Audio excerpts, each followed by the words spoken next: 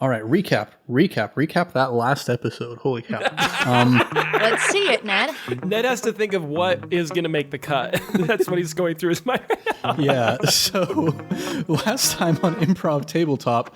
it was chaos. It was so much. Well, we did make definite progress, though. Yes. We set some flags, we set some new save locations, some new checkpoints, and we started by going to the jail, bribing Lock, Shock, and Barrel into giving you information, also freeing the Koskela brothers, and then you made it across the town without dying too many times. There was buses, you managed to get across, you managed to Frogger your way across the street, you managed to not get killed by a bunch of Rossiter Roger's murder contraptions, and you successfully stopped the waiter, the vengeful waiter, who was going to try and take out some anger on you. And finally, after so many deaths, after a huge, massive montage of deaths, finally made it through the door into the Holiday Grove, and we have just begun to enter into Halloweentown itself. What's going to happen now, here in our finale? Let's find out in the world of Nightmare Before Groundhog Day.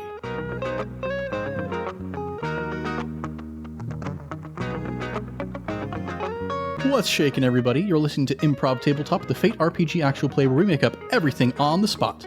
I'm Ned Wilcock, your host and GM, and today I'm joined by... Christian Randall, the realist groundhog. McKenna Steele, there's a cat on my toes. Michael Sear. Booyah. Wait, no. I don't know. Yeah. Oh, yeah. Michael Sear. Yep. That's what it is. Would you like a take 3 and we leave in the first 2? Here we go, ready? Michael Sear. I don't know how to resolve this chaos. Crushed it. Wow. Never heard better. So true. Cut, print, check the tape, moving on. Yep, just a very accurate statement about what we are doing in this campaign right now. But I mean, here, look, we've made it to Halloweentown. We've made it to the place where Punxsutawney Phil has been kidnapped to. Oh, finally. So we're finally here. We finally have a chance to save the day and stop the loop. So you look around you and you see gaunt, withered trees striking in the moonlight, casting shadows in angular lines across your faces, and far off in the distance, past the coiled hill, underneath the moonlight, is the town where the singing emanates from. The ghoulish, ghastly music. Not the kind of joyous polka music that you were hearing earlier back in Punxsutawney, but an oingy-boingy sort of music, you might say. Is Ned magically claymation now? Or am I... roll for it. Oh. And you know what? Genie, let's have you roll for it too. Oh, okay. I just rolled a +1, unmodified. +1. Okay, so you feel your body like attempting to shift into claymation.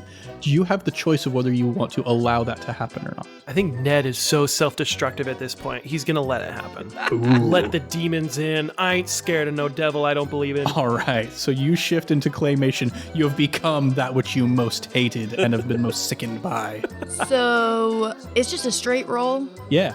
-3. Okay, yeah, you're claymation. I think it's because you're rolling on your mouse pad, because I just rolled those on your mouse pad. And you got the I -3. Ooh. The mouse pad is cursed. Okay. Not the dice. Kids, don't listen to this. This is not science. It is. I didn't charge my dice and I'm rolling on a cursed mouse pad. Charge your dice. It either definitely does or definitely doesn't work. The jury's still out, but do it anyway. Do it anyway. How do you charge your mouse pad? I'll flip it over and I'll let the bad luck drain out. It's a magnet. Yeah, the good luck's on the other side. There we go. And then suddenly it'll only roll +3s instead of -3s. Beautiful. Hey, I'll take it. All right, so now you are all claymation. Ned, I am going to need a forceful check from you to see if you can avoid being sickened by what you have become. Okay. That's a negatory uno. All right, we have our first death in Halloweentown. For the second time in this campaign, or at least the second time on record, perhaps there have been more times, but for the second time on record, Ned Ryerson has vomited himself to death. Oh my gosh. I can do this. Looks at my hands. And it's all clay vomit as well. Yeah. It's all clay. Horrifying. Terrible. All right, so we've still got 2 of you left. You're in Halloweentown. What would you like to do? I'm looking around. Do I see any drag marks from where they may have dragged a not hedgehog. What am I? Groundhog. Yes. Get it together. Sonic on the brain. I do have Sonic on the brain. Yeah, go ahead and roll with Clever to see if you can notice any such things. I gotta roll with my dice now. We gotta see if it was the dice. These big old hunks of cast iron. Mm-hmm. Rolling with what? With Clever. That is a +4. All it was right. definitely The mouse pad. the mouse pad. No. Mousepad is evil. Don't roll on your mousepad, folks. No. No. The gambler's fallacy isn't a fallacy. It's all true. This is classic causality It's versus all science. It's all real. Oh my gosh. All right, so yeah, you looking through, you can see the little scrabbly paw marks of a groundhog trying to clutch at the undergrowth as it's being dragged directly into Halloweentown. What a beautiful sight. And I pull out a camera and I take a picture to frame later. Oh my gosh. Yeah, we'll follow those. We got to find out where he went. I'm looking around. These people don't freak me out. They're just like me. In fact, I'm pretty sure I turned myself into most of these people during my experiments. Ah. I was trying to change the way I looked. We should have just done that for your disguise. It usually kills me. Oh, never mind. Yeah, you're walking in towards town, and as you get to the gates, you hear the source of the music that's underscoring the singing. You see this little jazz band just sitting there tooting on their horns made out of bones and stuff. As you get closer, the saxophonist looks at Geni and says, "Welcome back to town, little lady. It's been a while since we've seen you around these parts." I know. Did you miss me? "Oh, I've missed you terribly, but, Jack laments up in his tower because of your disappearance from his life." Well, I mean, yeah, he should. So, I guess we can go talk to him. I'll see if I can help him out. Is that what this is all about? I'm going to make a roll to see if that's what this is all about. Well, who can judge the interior motivations of such a tortured soul as Jack Skellington, but that very well could be what this is all about. Oh, okay. Did he come through, dragging, someone that looks like him? And I point to Rossiter. But without the mustache or the eye patch. Yes, also made out of flesh and bone and not clay. Disgusting. Did you see which way he went? Did he already go back up to his tower with him? Yep, he's up there just lamenting, and it's become so dour here in Halloweentown because that whole Christmas thing happened, and then we were all like, okay, maybe we should chill out for a little bit, and then Jack has been just looking for any source of interesting, new information to come along, and he was like, let's start low stakes. Groundhog Day is such a low stakes holiday, maybe I can take over that one instead. I got a question for you guys. What's that? I really prefer ska. Do you play ska? Oh boy. I'm gonna roll to see if they play ska. You see the bassist goes, pick it up, pick it up, pick it up, pick it up, and they start playing ska instead of jazz, and that's our transition music as we're running to the tower. yep, It's just got much more upbeat feel. so much more upbeat. Now, as you're running through the town, it's two tasty-looking little morsels. Each of you roll a sneaky to see if you can avoid getting spotted and chomped on by one of these creatures here in Halloweentown. -2. Okay. +1. All right, so you're running along, and Geni, you hear a little bit of a yelp and a crunching noise, and you turn around, and there's this big old werewolf that's holding Rossiter Roger's back half in his hand and just chewing and going, "Hey, Geni, good to see you again." Oh, Harriet, Tony. Okay. Good to see you. Goodbye. And I'm running. Once again, the only person left alive, I think probably 75% of the time, Geni is the only one left alive at the end of the loop. And I usually just finish my day because I'm like, I don't want to feel pain. Or do I? I've been playing her all wrong. Ooh. No, you're a turkey. It's the self-preservation, It is the self-preservation. You're right. Ugh. So you continue running along, and as you are saying goodbye to Harriet the werewolf, you turn around and you bump into somebody, and you look up and you see somebody who's dressed exactly like you are currently dressed, standing outside of Jack's tower looking up wistfully, and Sally looks down at you and says, "Oh, and just looks you up and down. I punch her. Okay. Roll with forceful. So you're not over Jack is what we're getting Oh here. my gosh. Is this a chick flick? Has this been a chick flick all along? The whole time. Forceful +2. Ooh, all right. I'm going to roll for Sally to see how well she can defend against that. That's a -2. You clock her right across the face, and she spins like 5 times and just plops to the ground. Dang. You know, I feel so much better now. That is crazy. Okay, let me go talk up to Jack. Hold on a second. She's out of her emo phase. All it took was punching her. Yeah, now, Genie, now that you have just finally been able to release some of this repressed rage, Yeah. what's our next step here? You're at the foot of Jack Skellington's tower, and he's up there. You know, you can hear his voice from all the way down here. I'm going to pick up a rock, and I'm going to throw it at his window. Ooh, all right. Roll with forceful to see how accurate you can get it. Yeah, +1. +1. All right, you toss it, and it misses the tower, and it crashes through the mayor's window, and you hear him shriek in pain, and a bunch of laughter erupts from over there, and Jack continues to sing from up above. Crap. All right, I'm going to scale the tower. All right. In what manner are you going to scale the tower? My hot pink razor phone, the little keychain thing at the end, actually is like Batman's utility belt where it's got like a thing that shoots out and then I can climb up it like a cable. Perfect. And so I'm going to shoot that out. Yeah, I mean, it is your stunt, so it can do all kinds of crazy stuff. Yeah. Yeah, it can. Let's have you roll with careful to get to the top without falling down to your demise. Okay, I am going to use a fate point for my hot pink razor phone and bring that up to +3. Oh, nice. Yeah. So you shoot it up there and you start climbing. And as you get closer, you can hear Jack's voice getting clearer and clearer until you can peer in through the window. And you see he's just like spinning, dancing all sort of woefully around this chamber here. And you can see off in one of the corners is a cage that has Punxsutawney Phil inside of it. Just kind of sitting there. And I go to knock on the window to try and get his attention, but my hand slips and I fall to my death. Oh, cool. Perfect. Yep, the little charm sort of cord breaks and splatter. And we all wake up just outside of the door to Halloweentown. We missed some stuff. How far did you get? I saw him. Saw. Jack. Okay, we're not here for Jack. Oh, I saw Punxsutawney Phil too. You okay, baby girl? Ned's got a type too. You doing all right? I see that look in your eye. Yeah, I don't know. I just don't feel like this is me anymore. I don't know. I've got a lot to work through. Yeah. Let's just go, I guess. We got this. We got this. Do you want to punch him or kiss him? I can handle the answer.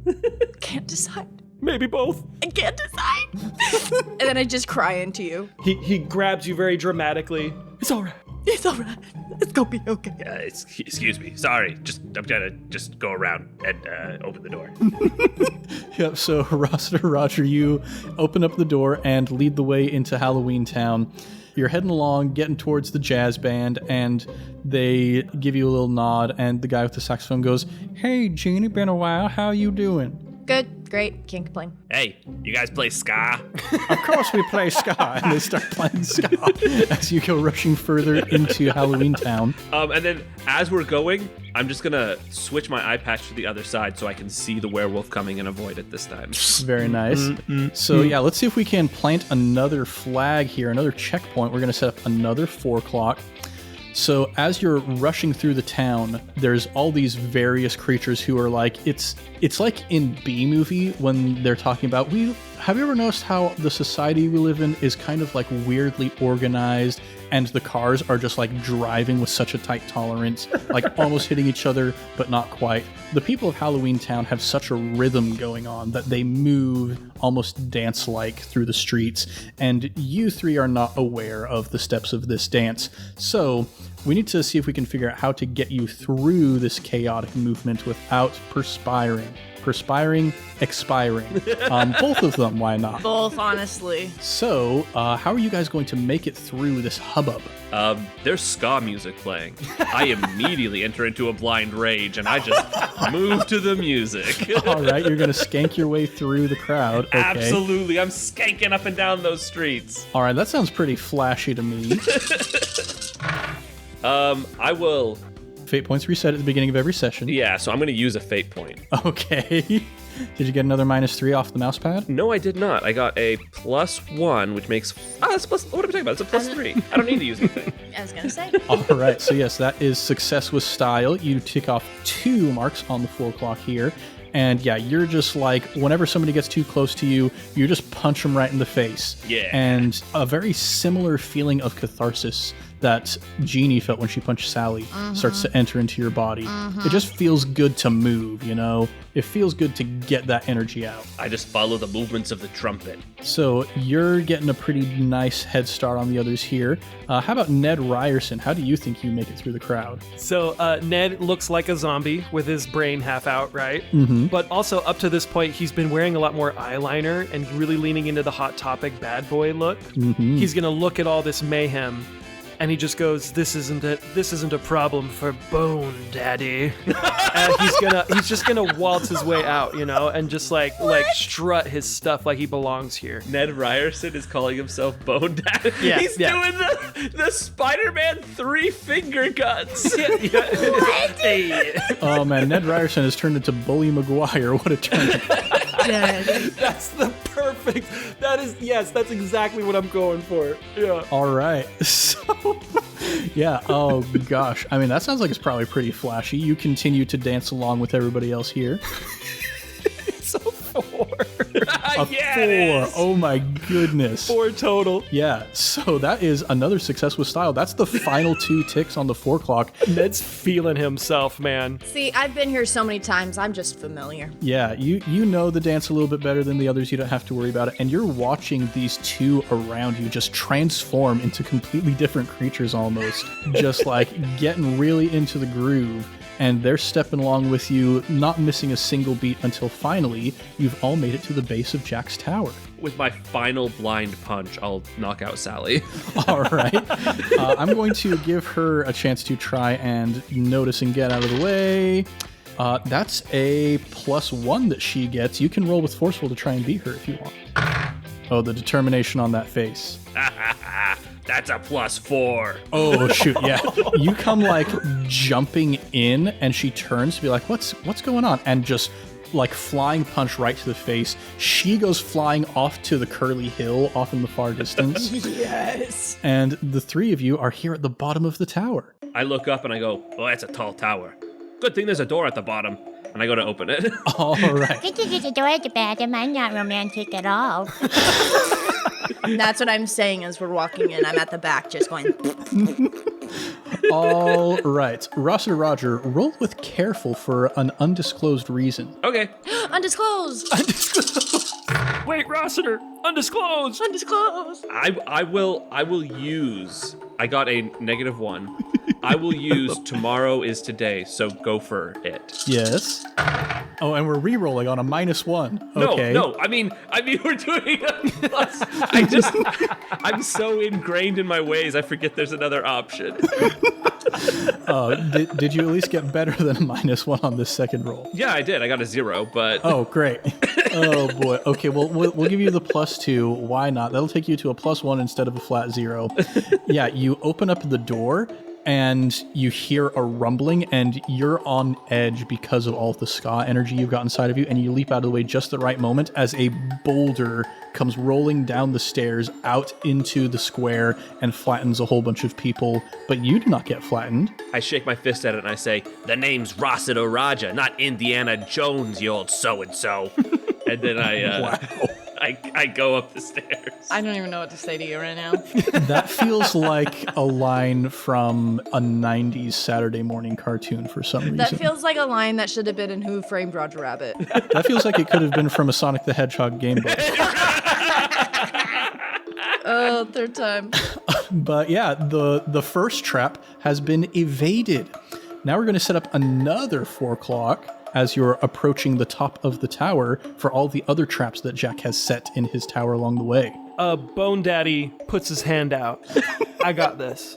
And using that first step is a doozy. He does a little he does a little Michael Jackson dance up the stairs, and he's dodging every spear and dart that. Well, we'll see how I actually roll. But yes, my intention is on a success. He's all cool, and every dodged trap is a cool dance move. All right. I really want this to be video. That was so funny. For those who can't tell, because this is an audio medium, I was out of breath because I was dancing through all of that description. Daddy's so cool. All right. Now, with the intention that is going into this from Ned Ryerson, would you say this is more careful or flashy?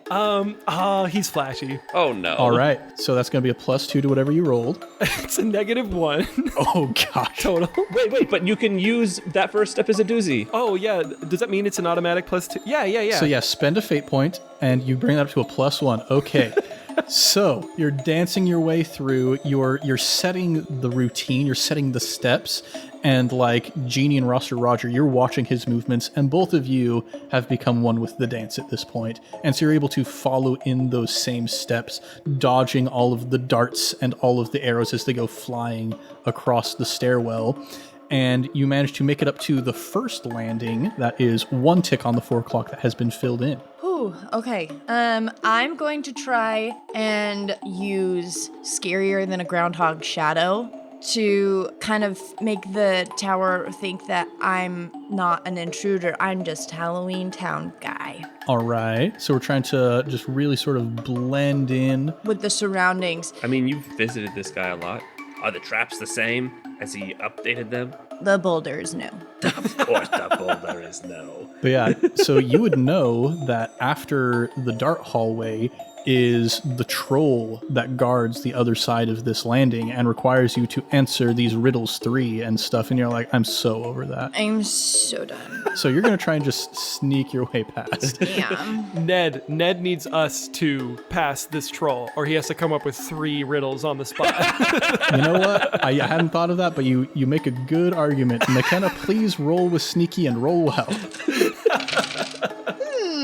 That's a +3. +3. That is success with style. So that is 2 ticks on the 4 o'clock. And when I get there, I kick him, and it knocks him out because he's in so much pain because of where I kicked him. Oh, okay. You follow. Yeah. Okay, yeah, you successfully managed to disable the troll puzzle. You go up the stairways to the final landing.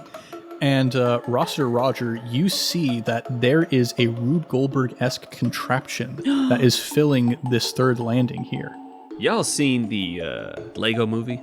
I have. You remember that guy who always wants to build the spaceship? Yes. This Benny. Benny, that's Rossiter right now. He's like, Rube Goldberg, I can dismantle the Rube Goldberg. I got a spaceship. All right. And in fact, noticing the sabotage, I will copy similar types of sabotage that I saw on my own machine on this one. Okay, yes. Look at that, remembering the situational aspects.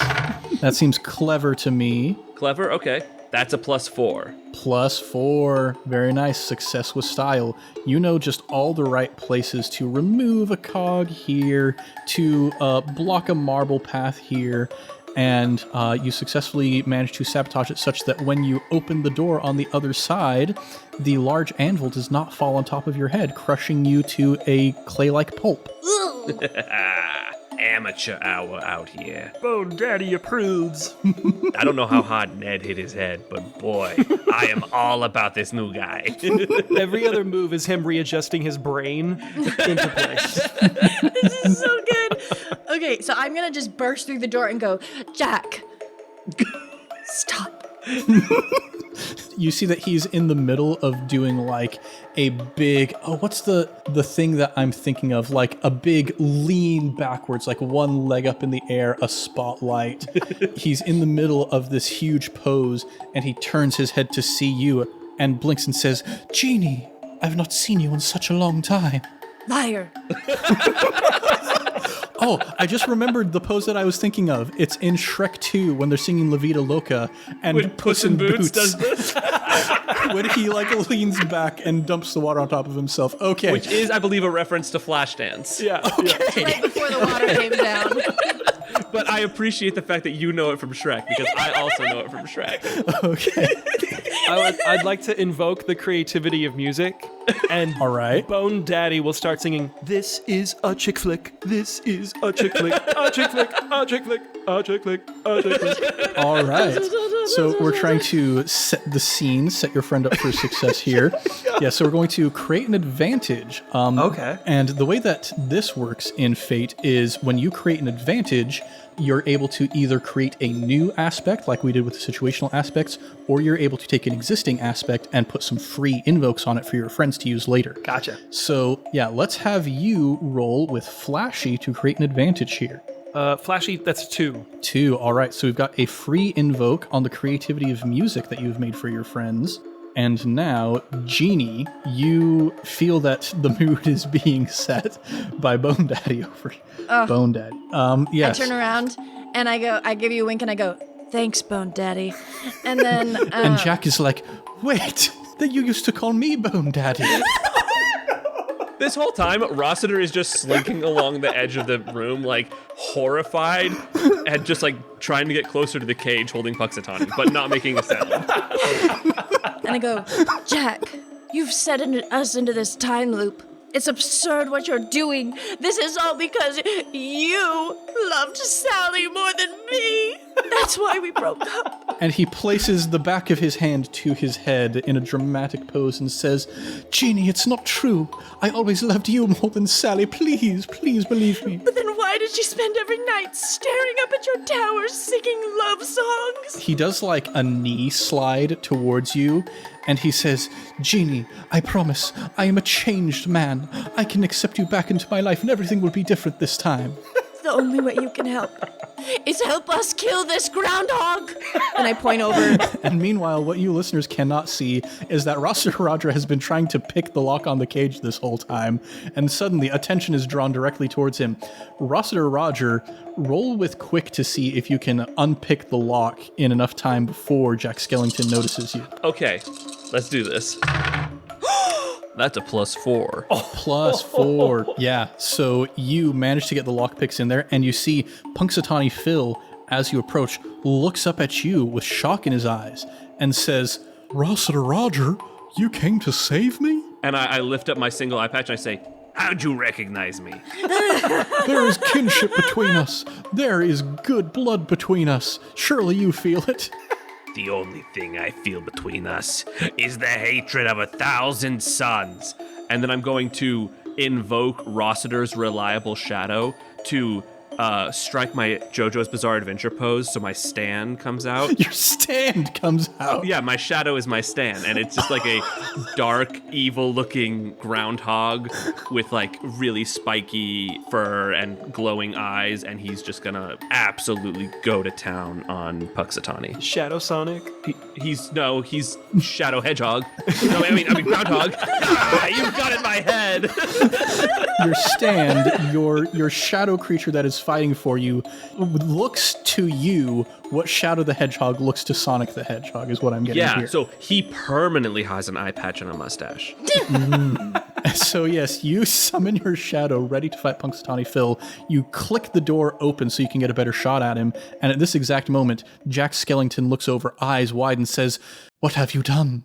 You have released the beast." "Oh, Punxsutawney, not again." And you see Punxsutawney Phil begins to chuckle, and as he begins to step out of the doorway to the cage, you see muscles begin to bulge on his arms, and he begins to grow into this behemoth before you. Turns out Punxsutawney Phil is the real boss of this campaign.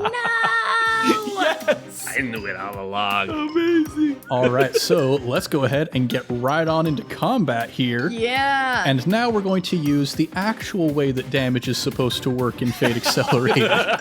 With stresses and consequences. Yeah. Awesome. Not instant death every time. Exactly. Oh, I'm so excited. All right, so now, listeners, we use a type of initiative in this podcast called Elective Order Initiative, also known as Balsera style. Basically, we're going to start with the person who makes the most narrative sense, and that's the person who goes first. And at the end of your turn, you just say who you think it makes sense to go next until everybody in the initiative has gone once, and then we start back at the top and just go through everybody again. So it seems to me like Rossiter Roger is really itching to take a bite out of this groundhog here. Take a bite, babe. And I turn to Shadow Roger and I say, Shadow Roger, use Night Slash. He's a Pokemon now. It's super effective. And my shadow monster will... It's very much like mech fight. I sort of like meld into the shadow and he's just like around me and my movements make him... Yeah, it's You're like shadow boxing? I'm shadow boxing. Hey. Mikey, I'll give you a fate point for that. That was very good. Mikey. Up to 3 again. Can I admit something? I didn't see the pun. I had forgot he was a shadow. I literally was just like referring to shadow boxing. I forgot that there was a shadow. Anyway, I should have just taken the win. Give him 2. Dude, that's improv. Sometimes you say things that the universe wanted you to say, and it's great. And it's beautiful. Beautiful. But yeah, I'm just going to use my shadow kaiju fighting suit to punch this guy in the face. All right. That sounds pretty forceful to me. That is a 5. 5. All right. Punxsutawney Phil is going to roll with Quick to try and dodge out of the way, and that is a +3. Oh, he's tough. Well, good thing I'm using Rossiter's Reliable Shadow, and I will add a +2 to mine. All right, bringing it up to 4 shifts of damage against Punxsutawney Phil here. So the difference between the contested rolls, we call those shifts. And in combat, if you are attacking, those shifts translate into how much stress is taken by your opponent. And players have 6 stress boxes that they can fill up and 3 consequences that they can also put stress into. Stress is something that can go away pretty easily, but consequences are stickier. They hang around and they become negative aspects on your character. But you deal 4 stress to Punxsutawney Phil. He doesn't want to take such a strong hit from you right at the very beginning here, so he is going to spend one of his fate points. I, as the GM, get a fate point for every player, so I'm going to spend one of Punxsutawney Phil's fate points to invoke his aspect, the true meteorologist extraordinaire. Oh, how dare he! Is that spelled M-E-A-T? Meat? Ooh, the meteorologist. He's the meteorologist. The meteor, yes. It's not the true meteorologist, it's the meteorologist. Perfect. He is so muscle-bound, but he's also smart. He knows how to do weather stuff. And so... He's a weather boy. So he's going to add 2 to his result, bring it down to only 2 shifts of stress against him. And yeah, you send in Shadow the Groundhog for a Night Slash, and you see, like, as Punxsutawney Phil lifts up his big burly forearms in front of him, a gash appears on the front, and this foul, bubbling, dark purple ichor starts to leak out of the wound onto the ground. Ooh. And Jack Skellington is like, oh, that's going to be a beast to clean up later. But now, Rossiter Roger, who would you like to go next? I pull back my claws and I say, the forecast calls for pain. Get 'em, Bone Daddy. All right, and Jack Skellington goes as if he's about to step into the fray, and then Ned Ryerson just pushes him to the side. Yes! Yes! Incredible. I see along the wall, he's got the different presents that Jack Skellington made for the last Christmas. Mm-hmm. And he sees one of those Jack-in-the-Box that turns into like one of the little monsters. Yeah. And he's gonna take it, and he's gonna...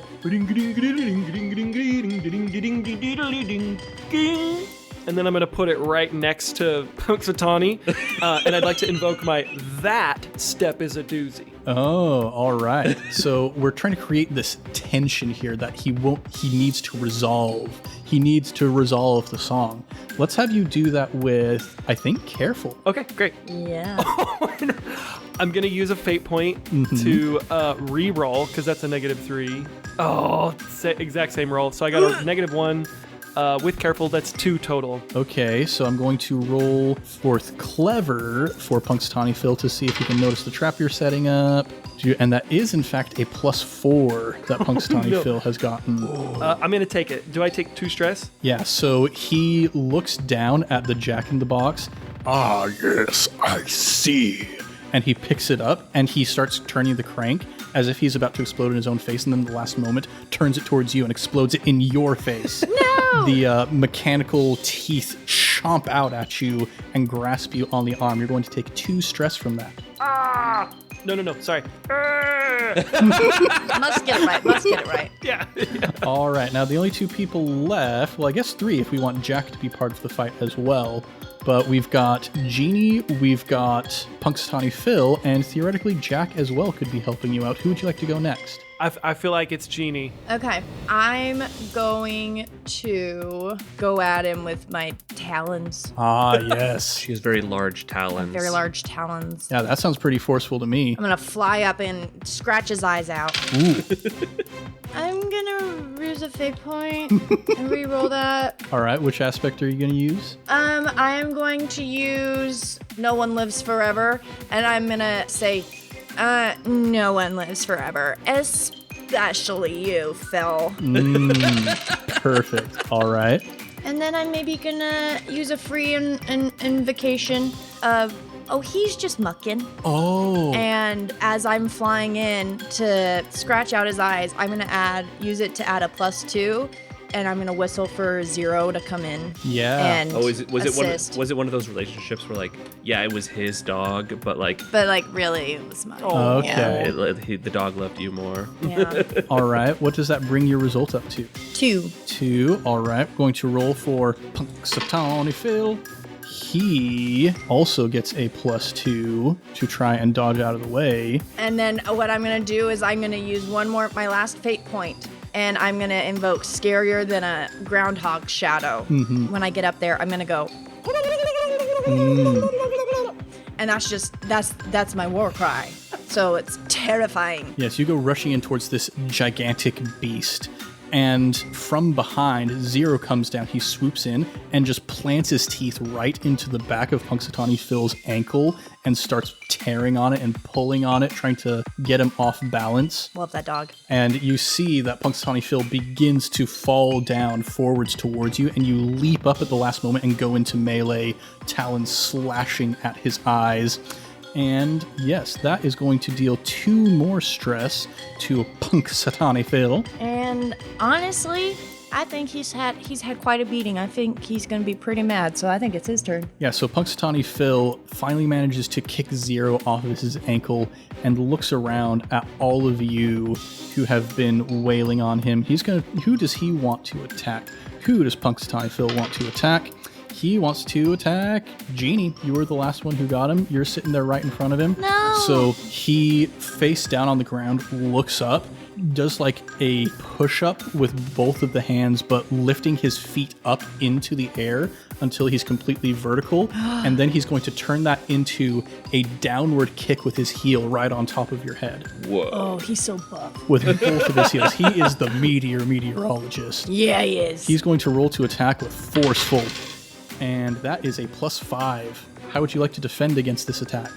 How can I do this cleverly? You could try to fake him out. You want to roll with clever? Yeah.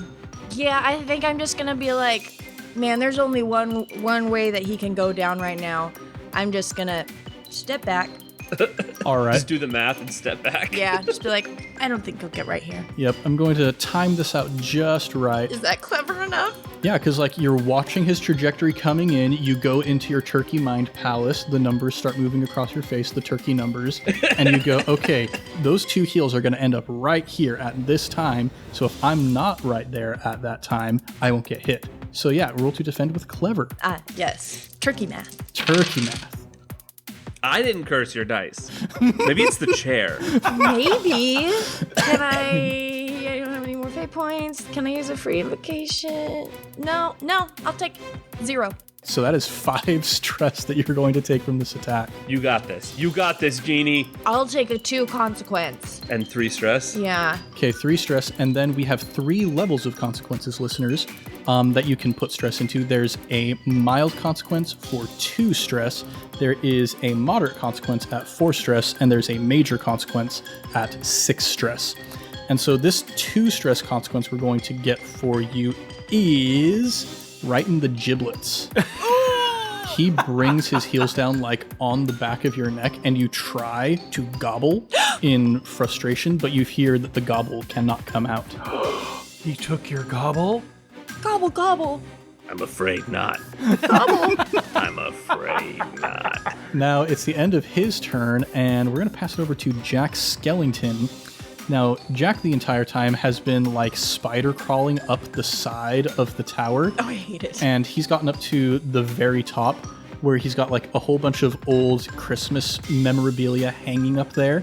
You look up and you notice that he is hanging just above a Christmas tree that is pointing directly downwards, a large star right on the top of it, and he's waiting for exactly the right moment for Punxsutawney Phil to step underneath, and as he times it, he pulls out a knife and slashes at the rope, dropping the Christmas tree right on top of Punxsutawney Phil. So he's going to roll with careful to try and time this out correctly. Come on. Getting a +5. That's very good. Oh, yeah. Yeah, he does. That's my bone daddy. Punxsutawney Phil is going to roll with clever to see if he can notice it. And that is a +2. Okay. Yep, that is 3 shifts of damage against Punxsutawney Phil. This tree comes down and just slams him right on the top of his head, and his face crunches down into the flagstones, his jaw snapping, like his bottom teeth cracking against his upper teeth. He is looking pretty rough, pretty darn rough at this point. And we're going to pass it back over to Rossiter Roger. The very first thing I do is I have my shadow monster that I'm inside of reach into my pocket and pull out a wad of hundreds, and I chuck it out the window and I say, I need ska music. And I'm going to invoke the creativity of music to power up my attack with ska music. All right, you're going to skank your way to victory. Love I'm going it. to skank my way to victory. Incredible. And last time I used Night Slash and it was super effective. So this time we're just going to go for a very straightforward bite. All right, roll with forceful to try and chomp this groundhog. Free invoke of creativity of music. So that is a 4. All right, Punxsutawney Phil is going to flex his big old muscles and try and just resist the damage. That's only a +1. What you gonna do, Ned? Cloudy with a chance of you dying. What? Oh man, he's still got 2 fate points left. He's going to spend 1 on the meteorologist to really try and bulk himself up. That brings himself to 3 against your 4. And noticing the sabotage, he's going to spend his last fate point on noticing the sabotage. He looks back into the other room and sees that anvil that's hanging that didn't fall on top of you. And he takes the Christmas star and tosses it, and it slices through the rope holding up the anvil, and he reaches out and grabs it, and he pulls the anvil up in front of him to use it as a shield. He's at 5 against your 4. And then I use my last fate point, and I say, you may be the meteorologist, but I'm the meteorologist extraordinaire.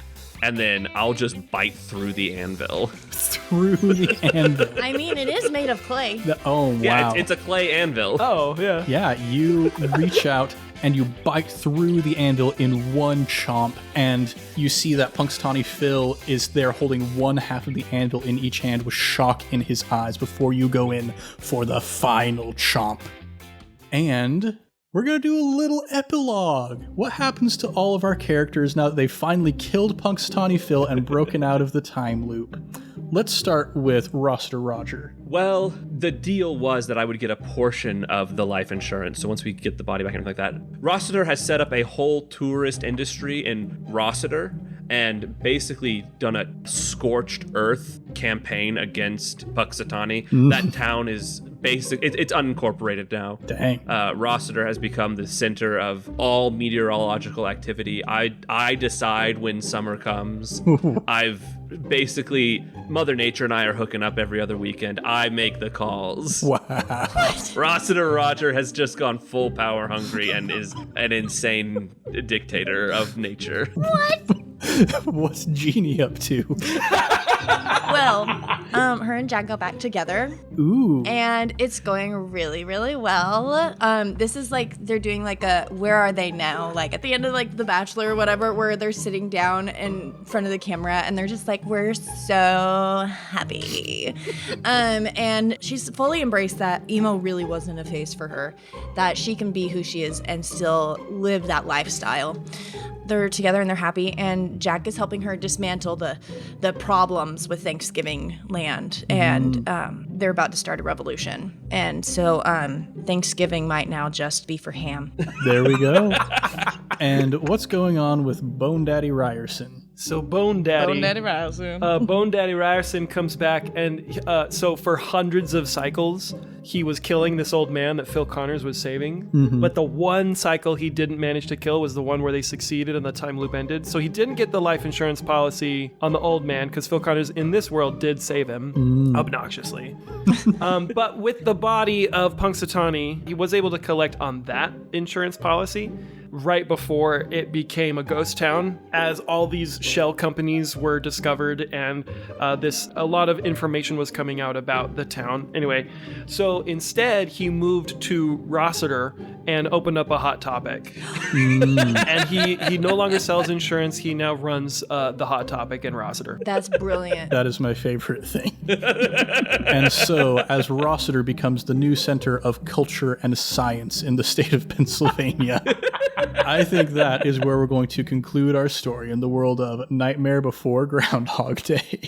We did it, guys. Wow. We did it. I loved this campaign. You see, that's the real reason why Phil Connors finally managed to make it out of the loop, is because you guys killed Punxsutawney Phil. Like, he did nothing. He literally did nothing. He thought it was like some self-actualization thing. Nah, we took care of it. It was us. We broke the curse. Man, I love how we never once actually interacted with Phil Connors. We had our own thing going on. It was Ned had to every day redo the scene with Phil Connors. Yeah. So, like, it was scripted, and he just had to get it out of the way, you know, to not mess with the timeline. He's like, legally I'm obligated.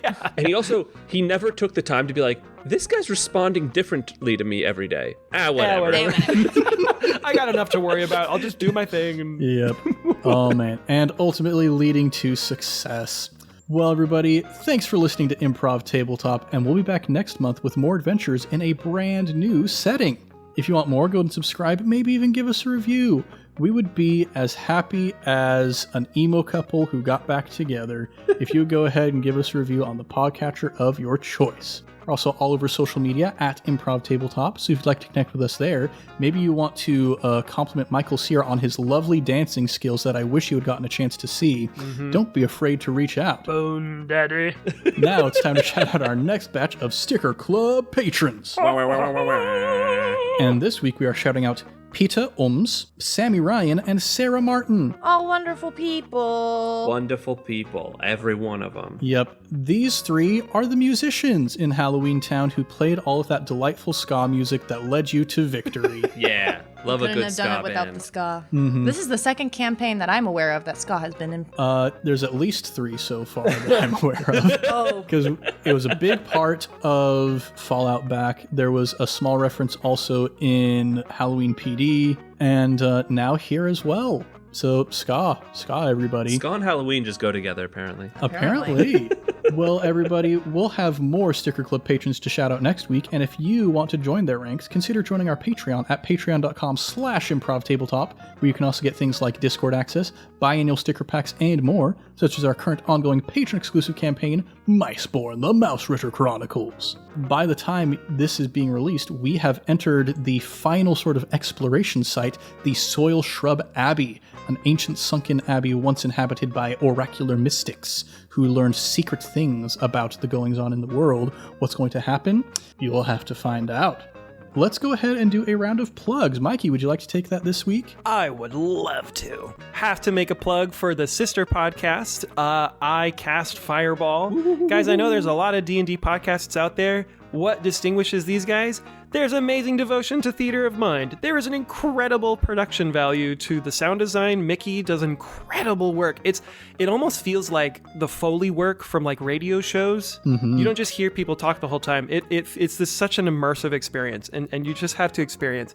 And if you, the listener, ever want to hear the incredibly kind human being Ned say the phrase, GM, I want to cut the goat's head off, spin it around in a circle, leaping up and down, spraying blood everywhere, then you need to check out I Cast Fireball. That is something that happened recently in this campaign, yes. Like, you think this campaign was kind of like glossy-eyed psychopath? Go listen to Ned's season 2 character. It's scary.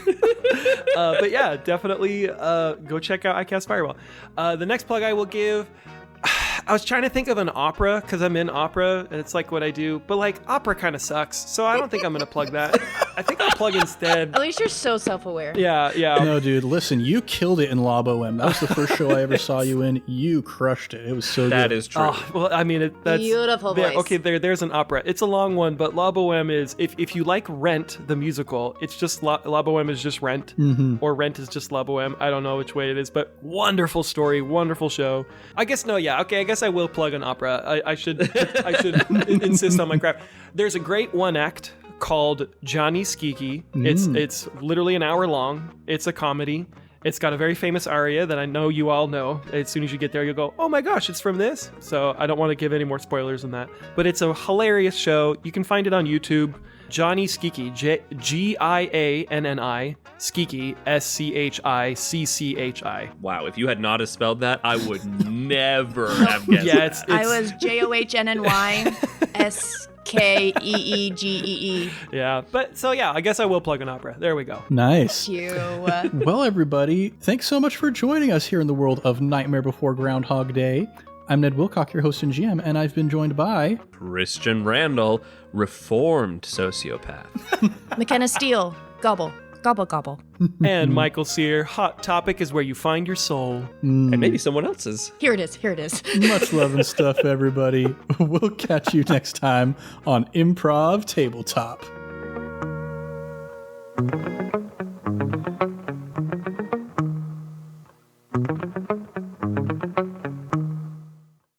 By then I might have a tattoo, so I can show it off to the listeners. Oh, wait, no, audio podcast.